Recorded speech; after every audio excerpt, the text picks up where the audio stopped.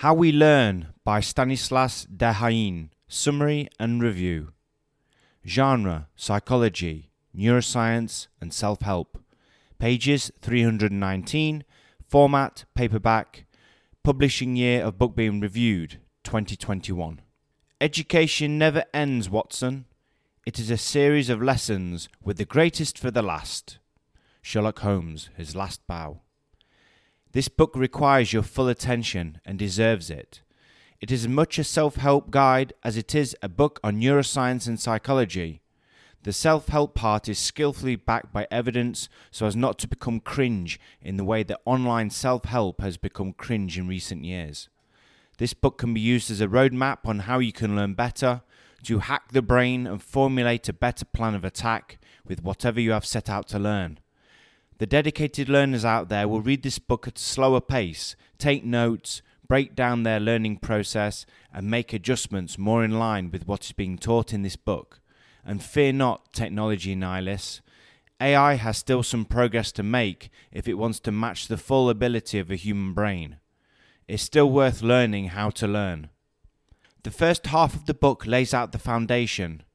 The author lays out his case for what learning is and how our brains learn, citing studies, experiments and diagrams/pictures, and then wrapping it up with summaries. The book then kicks into a higher gear by laying out a roadmap on how our brains learn the best. The four main concepts are attention, active engagement, error feedback, and consolidation. Each section is thoroughly dissected with examples and evidence. I would recommend pausing after each chapter and thinking about what has been discussed and how you can adjust or keep your learning habits the same. I had a lot of, aha, I'm doing this learning thing right moments, but probably more importantly, plenty of, oh, looks like I need to adjust that. As the reader, you really could take anything you're trying to learn and overlay it over the four main concepts and see if it matches up. If you don't analyze and brainstorm your learning approach after reading this book, I think that you are missing the point on what the author has written this book for.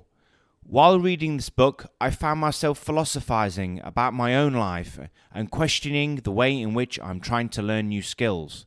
One point which I think is worth mentioning, not only for myself but for the audience, is the myth of multitasking. Consider the following excerpt from page 161. Once again, we are unaware of our mental limits. Indeed, it would be paradoxical if we would somehow become aware of our lack of awareness.